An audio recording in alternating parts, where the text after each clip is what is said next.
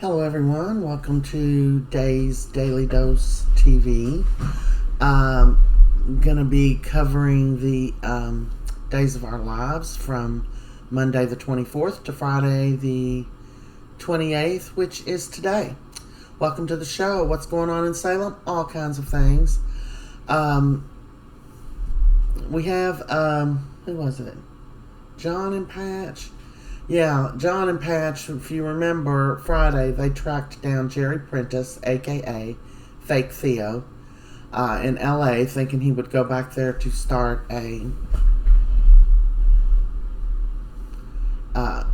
restart his acting career or what have you. So, they find him, he gives them the rundown, he tells them everything, and Patch calls Kayla, tells her what's going on. Abe's alive, and they head back to Salem. Meanwhile, our girl Whitley, if you missed out on her story, apparently a few years back, her husband and her cats had died in her house, in her apartment, due to some faulty space heater that was a gas heater or something. They were having trouble with the furnace, the heat, whatever, and when she left, she hooked up the gas space heater, and her husband and like 3 of her cats died. She blamed herself for this, and so she's been a mental case for a few years.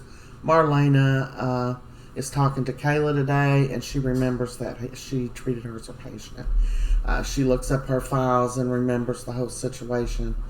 And Marlena's like, I was possessed by the devil then, so I might have gave her some wrong, some bad information. Is that right, Doc? So this is Whitley's story, apparently, when things start coming together, because I can tell you the fans don't like this storyline. I'm surprised Days has any fans after running this. In the groups and stuff, I just kind of skim by. I don't say anything. I see what people are saying. Sometimes I do polls. And when you just kind of covering through and you just see what people's talking about those episodes, people are complaining about a lot of things with Days of Our Lives. They're complaining about this Abe story, which everyone thinks is stupid. For a while, they were complaining about Nicole's new hairdo. Something that never crossed my mind, but you never know when it is going to cross your mind. She got a different haircut. I guess I've watched her so much over the years, I'm used to them changing their hairstyles. She didn't change her color, so that's something I think would have been pretty noticeable. So Marlena and Kayla figured all that out. Whitley decides that, there's just no way out. And that not only is she going to have to literally kill Abe, she's going to kill herself with him. And that's what she decides she's going to do. And she pulls out the space heater and unplugs the gas thing or whatever and turns it on. And it's very, very emotional and sad. And she just goes over and lays in his arms, like they're going to die like this. And it's particularly sad for Abe, who don't know what the hell is happening to him, or even who he is for that fact. Meanwhile, prior to that, I think Lonnie got there before that. Yeah, she ended up deciding she was going to have to get rid of Lonnie. She gave her because Lonnie came and found her dad. So she gave Lonnie a shot in the neck enough to kill her, and then took her down to the pier and dumped her. They were able to track her because of her electronic bracelet. That made a whole problem for her, being that Rafe had said he would be responsible for her, and now she's missing. But they find her through her ankle bracelet.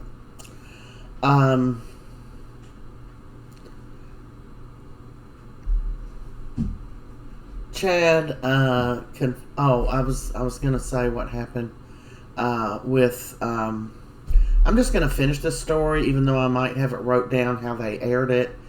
You know how they'll maybe be on Lonnie or something, and then they'll switch over to the EJ story or something like that. in the middle of one show. So when I'm trying to jot down notes to remind myself of stuff, it gets all out of sorts. So they find Lonnie and get her to the hospital. And she's okay. We already know that because it's Friday. And this happened Monday. But her and Abe are going to kill themselves. So she's got the gas on. Marlena's busy trying to call Whitley and tell her, I need to talk to you. It's very important. She wants to apologize to her because she, wasn't at her best when she counseled her. And she's really got a soft spot for Miss Whitley here. And, Kayla was saying how she remembered it too, how she blamed herself and how horrible it was for her. She apparently had a very good man for a husband as well. It is a sad little story, but for them to just stick it in there on Abe like that, of all the people to stick a crazy story on, poor little Abe, just trying to live his life, man. Okay, so that's what's going on with that. And then Marlene, at some point, it may not have been Monday. When I come to my notes some other days, if it was on another day, I will tell you, but it really doesn't matter. It did happen this week. Marlena is trying to call her and gets no answer and decides to go over to her apartment. And that's what Marlena does. She heads over. Meanwhile, John and Patch are on their way back. And Jada and Rafe, of course, are with the other guy, when they find, what's her name? Lonnie. So, Lonnie gets taken to the hospital. She ends up telling Rafe and them that Abe is alive and stuff, and they head out to go to Whitley's apartment. So you see what's happening here. She's laying there gassing her and Abe, so they die together. Marlena, Rafe, Jada, several people are headed to Whitley's apartment. Will they get there in time? Okay, so Chad talks to Theo and confides in him about how Alex is being a pain in the butt, and it's really making me not like the Alex character because he is being a jerk, and he continues to be a jerk. Now, with him already having problems, a little bitches, by going back between two characters, expecting us to believe that, get a grip on that, and then you want to go make Alex was a perfectly nice, respectable, loyal dude here a few weeks ago, and now you're going to make him into a little prick. Come on, man. You're going to get this boy knocked out of a job. So the writers need to wake up. I know the writers are on break. I don't know if that includes the soap opera writers or somebody's got a drinking problem on the writing staff. I don't know what's happening. But they haven't been writing very good lines lately. And that's not me talking. Well, it is. But, it's just what I've seen around town. Around the square. Okay, so Stephanie ends up calling Alex out about popping up over there with no shirt on. He comes over and uses their shower because his water wasn't working. And then just invites himself to eat their dinner with them. When they were trying to have a romantic evening. It really, and he said that he wasn't trying to do that. But then he said, oh, okay, I didn't mean to be doing this, blah, blah, blah, blah, blah. So then he pops over again, I think later in the week, and he doesn't have a shirt on. He's got his shirts in his hands. And Stephanie opens the door and she's like, do you not have any clothes? Or do you not have any shirts? And he's like, well, that's the thing. I've got a date and I don't know what shirt to wear. She's like, this is pathetic. You need to stop doing this. And Chad comes home while he's doing that, and Chad don't like it. And he's like, look, man, I just was wanting some help with what shirt I should wear for my date. And Chad says, the blue one. Wear the blue one. Well, later when he goes on his date, blind date, which is with Melinda Trask, by the way, I noticed he wore the white shirt with some kind of design in it. So he did not take Chad's advice to wear the blue shirt. I too agreed with Chad that the blue shirt was the best shirt. You messed up, Alex. Um, so at the end of the show on Monday, Rafe and Jada bust in the apartment and save the day. But Marlena's already there trying to talk to Whitley and telling her, let me help you, let me help you. It was just all a very emotionally disturbing thing. And I mean, out of all the crazy crap that goes on soap operas, and of course we don't know it's not real, but it probably is real somewhere in somebody's life, or at least parts of it.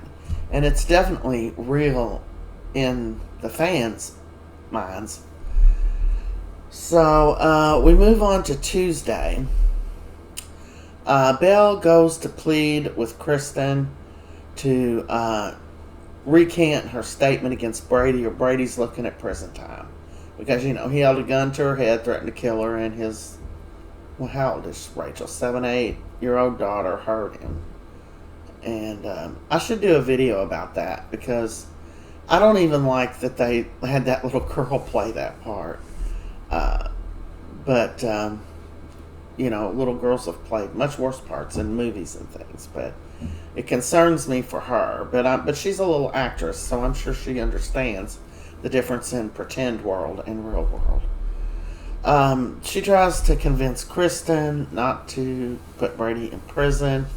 And this is true. Kristen may think she would get custody of Rachel, but she wouldn't. John and Marlena would probably get custody of her. I kept seeing this to go to in front of a judge, and the judge would be like, no, neither one of you need to have her. We're going to put her with a family member. So Kristen doesn't gain anything except revenge against her child's father, and she loves Brady deep down. I've never liked Kristen. I've never liked her character. Susan Banks, on the other hand, and her brother Thomas are two of my favorite characters. Susan Banks is my favorite character of all times. And that little slimy Thomas is pretty good, too. And as a matter of fact, Stacy, I can't even say her last name, that plays Kristen, Thomas, and Susan, is just about one of the best actresses I have ever saw. She does such an amazing job. And I was noticing her the other day when she was playing Kristen, and when Brady was she was wrestling with Brady, and he's trying to put the gun to her head, and just her reactions and things, she's just very believable as an actress. I just can't. She was reacting just like you or I would react, but you could seem like it was real. It was really happening to her. She just does a great job. Anyway, Eric ends up telling Brady about the baby. He's happy for him. Yeah. Kristen agrees to recant her story if Brady will sign the shared custody agreement, which she was all ready to agree with. And, Brady needs to let up, because Rachel loves her mother, and Kristen would do anything in the world for Rachel. Anything. And that's something that her and Brady will always have in common, is how much they love their daughter. So I'm starting to think, I wish they would get together now. I'm sick of this. Brady's just, Kristen's done some despicable things. But the one thing they could always agree on is doing what's best for Rachel. So they would make themselves. So, I don't know. Not that I believe people should get together that have children, but I do believe they should give it every chance they can to try to make it work. I didn't mean to get off on all that rant. But I hate to see this family broke up, even though, it's just on TV or whatever. Because, Brady's not with anybody. He's hot-headed. My God, is he that much better than Kristen, other than he's got the last name Brady? No. And I'm to a point where I like Kristen better than Brady, so, throw him in prison. He's just not nice. He doesn't always do what's best for Rachel. So, children need both their parents in their lives, if at all possible. Um, let me see. Did I write anything else? Eric tells Brady about the baby. Doctor.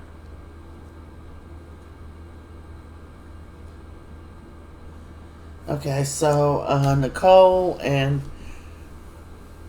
EJ go to see the baby doctor, and she wants EJ's DNA because she wants to do genetic testing since Nicole has had problems, and EJ, he don't know what's going on in his family, so they were both up for that, and EJ gave his swab and didn't think anything about it. He was already proven to be the father of the baby.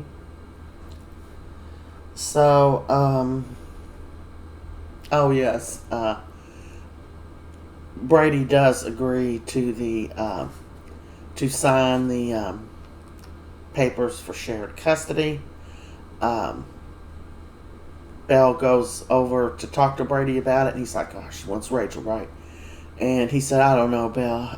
And Belle's like, "You're gonna have to do this. I mean, and what's wrong with it? We're gonna do it anyway at some point."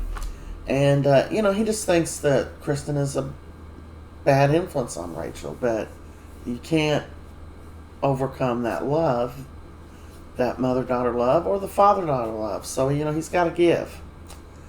And then Kristen just burst in the door behind Belle because they rode over together.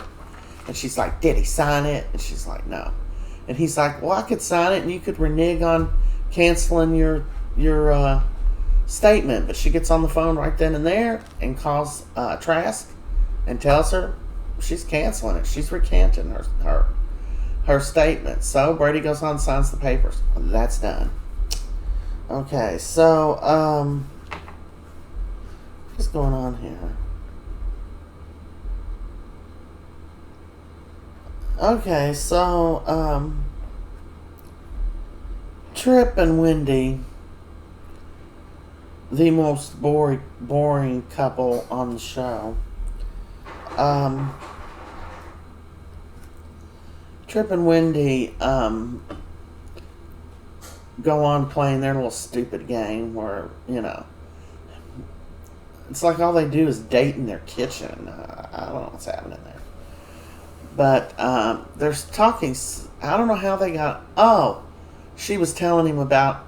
They were talking about his date with Melinda Trask. He had a blind date with Melinda Trask because all these people now have signed up for the matchmaker service there in town, and they're all getting hooked up with each other. And he was hooked up with Melinda Trask, and the date was going very well last week. Until he found out she was recording him, trying to trick him into saying something to put him in jail.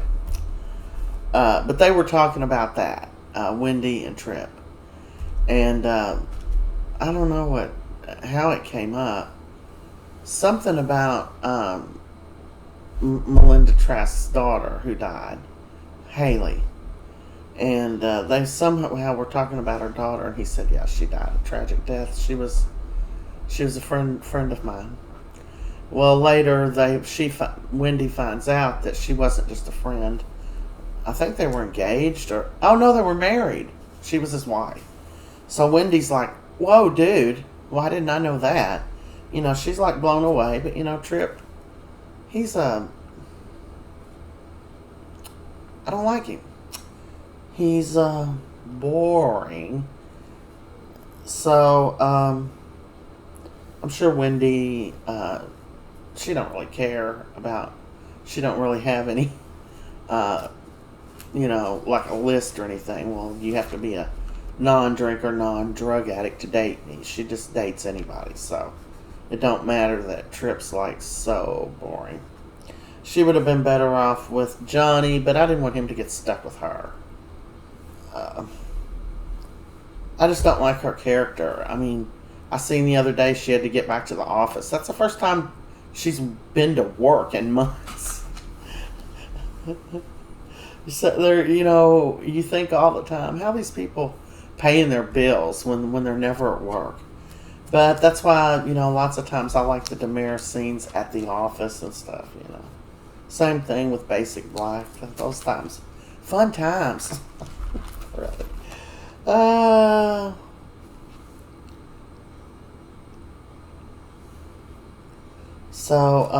yeah, Abe got saved and he went home Tuesday.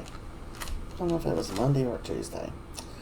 Sloan and Eric also had a prenatal appointment with the doctor the same day Nicole and EJ did. They all ran into each other there in the lobby, and that's when EJ and Nicole were told that Eric and Sloan were pregnant and having a baby. And it really bothered Nicole for the rest of the week.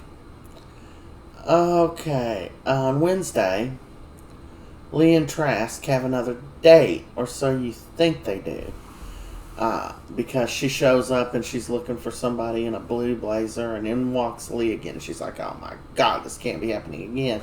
But her actual date is actually with Alex, who shows up a few minutes later. So Lee runs into who his date is, some shorter, little chunky woman, and he goes off with her. And Trask's date shows up, which is Alex. I like the way they're personalizing Trask.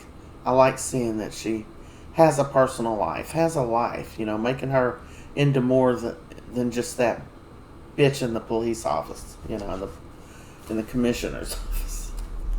Okay. All right. Gwenny and Dimitri are getting married. Well, they said this on Wednesday, tomorrow. But they actually doing the ceremony today, Friday. And she heads back to her room because she forgot her phone, and Leo and Dimitri are ripping each other's clothes off. But when she came in, Dimitri was down to his underwear and Leo was not. And they didn't know what to say. She said, mind telling me what's going on here? What do we have here? Well, you have your man with your other man. Your best friend who threw you in jail, by the way. And your man. That's what's happening. So they come up with this story that Leo was going to loan Dimitri a suit. And she's like, you think I'm going to believe that? Come on, Maddie. So she surmises that Leo's just screwing around with Dimitri, wanting to see him down in his skivvies. And so Leo says, all right, you got me. When that's not what was going on. So it is sad that this is all going to hurt Gwen, but I am starting to wonder, by events that happened today, a conversation between Kristen and Dimitri, is he playing Gwen or is he playing Leo? Or is he just playing both of them to get that money? It'll be interesting to see. We don't know. Does he just need to get married? Does he have to stay married for a year for that money? I mean, what? We got no deets. So, Nicole and Eric and EJ and Sloan, they all have some awkward conversation at the hospital and then disperse. And Nicole's in a bad mood all the way home, and EJ's like, I know it bothers you about Eric and Sloan and her having his baby and yada, yada, yada. And she admitted that, it did. So Eric tells Sloan about the genetic testing that Nicole and EJ were having done. And, he would like for her and him to also have the genetic testing so they know anything coming up the pike that might affect their baby.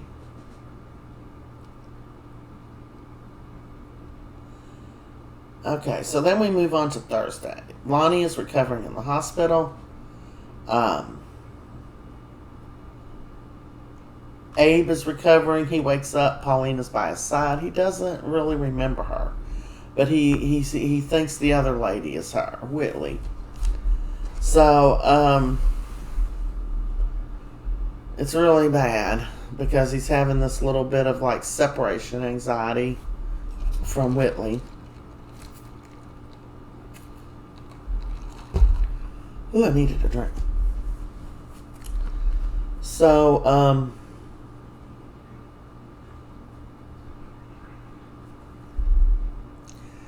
Leo is having some really guilty feelings, about what's going on between him and Dimitri. He doesn't want to hurt his best BFF, Gwenny, but he can't deny Dimitri because he's like MP. I'm not going to tell you what that stands for. Anyway, Abe's remembering like the just pieces of things, so hopefully he'll get back together. Gwen still doesn't know about Dimitri and Leo, and that's where we wrap up yesterday, Thursday. Now today is Friday, and today is the wedding day. It's the big day we've been waiting on for actually a couple of months for Abby and Gabby and Stefan. Love is in the air. Flowers fill the Dimitri mansion. And Stefan and Gabby are getting married, and so is Dimitri and Gwen on this very same day in the Dimitri mansion. Well, apparently none of them knew about that they were having like 2 weddings there. And it didn't go over well when they found out, when Dimitri showed up for his wedding and Stefan was there for his wedding. And Stefan and EJ do not like Dimitri. They don't trust him because his mother, Megan, I hate that she's off the show. She was so funny. Anyway, Dimitri says, well, I guess we're having a double wedding then, because me and Gwen have no other choice. And Gabby didn't like it. When Gwenny showed up, she didn't like it, but they decided to go together and have the double wedding. So lots of things are happening today. Notable things. Rafe goes and asks Jada if she'd like to be his +1 at the wedding. So, you late, much Rafester? So she gets ready and they go together. Let's see. Gabby's getting ready. She's upstairs. I think they picked a very ugly dress for Gabby. And Gwen's wasn't much to write home about. I didn't like either one of their dresses. And for Days of Our Lives, they have had some magnificent wedding dresses in the past. These 2, I did not care for them. But, to each his own. I'm not the one getting married, so. Neither are they, so they probably don't give a crap. Because it's a show. So, Kristen goes up and knocks on the door and wants to talk to Gabby. And she brings up a necklace that's a family heirloom and asks Gabby if, she would like to wear it for the ceremony. Now that she's going to be her sister-in-law, and she knows they haven't gotten along, but, Kristen said she's being a lot more charitable and stuff now that she's got partial custody of Rachel. So, Gabby finally gave in and said, yeah, that'd be great. And I think Kristen's going to be her maid of honor. I don't know. Kristen said, I'm still available. So we'll see about that. They had just a very touching moment, a few touching words. And, Gabby said to her, I know you think that Brady is your one true love. Maybe he'll come around now. And there was just a sadness about Kristen. She still deserves love. Gwen doesn't, but Kristen does. So it was just a real touching moment. I liked it. I like to see the bonding. I like to see the love for once. You see so much hate and just in the world and on shows sometimes. So There was some very touching moment between Leo and Gwen back at the hotel before they went over to the mansion, and it was very sweet too. And I don't know. So the double wedding. EJ talks to the doctor, who says she's done with the genetic testing and she left the results at the hospital for them to pick up, and they're self-explanatory. Everything looks fine. So they're getting ready to go over and pick up, but Stefan asked him to be his best man and asked him could he help him get ready and stuff, and Nicole says, you go on and help Stefan and I'll run to the hospital and pick up the papers. Meanwhile, Sloan is having nightmares about this genetic testing, and if they find out it's not EJ's baby by chance, if it's not. So she's just freaking out about it, and she got up and she got dressed and she's heading over to the hospital. She's going to try to get a peek at those results before EJ and Nicole get them. So she goes over and says she's Nicole. She wants the results. She had a little bit of trouble. She finally got them and took it into a room, and she's looking through the results, and she's like, good, there's no genetic problems. The baby's fine. And then it says that there's no genetic connection between EJ and the baby. Just what a lot of people were hoping, but some people weren't. EJ is not Nicole's baby's father.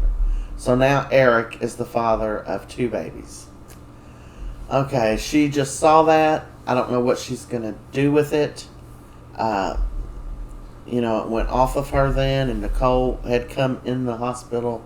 She got tied up in traffic, and they told her the results weren't there, and that's how it went off. So we don't know. That's the next to the last big thing that happened before the show went off. So they're going on. Nicole told EJ, just go on with the ceremony. I'm running late. Go on and have them start. Don't hold up on account of me. So EJ told them to go on, and they started on. Well, then there's the part, if anybody has reason, these 2 couples should not get ready. And Gabby's like, who let that be in there? We don't want that in there. And it was done, been said, and then Leo says, I've got something to say. And that's how it goes off for Friday. So you got 2 big things there at the end. Sloan finds out Eric is the baby daddy, and Leo stops the wedding. Now, what I think is that Leo's not going to stop the wedding. I think he's just going to give some kind of little speech about how much he loves Gwen and how she deserves to be happy. That's what I think is going to happen. They're just making us think it's some big deal, that he's going to stop and knock Dimitri himself and Kristen out of all this money. Of course, him and Dimitri had already talked about it, and they decided to go on and get married so he could get that money, and then they would talk to Gwen or whatever, or even if they're going to talk to Gwen. I don't remember that conversation. I don't think they went that far in depth. Anyway, that's how it ended today, Friday, 7/28/23 on Days of Our Lives. If you haven't subscribed, subscribe. I will see you in Salem, and I'll see y'all next week.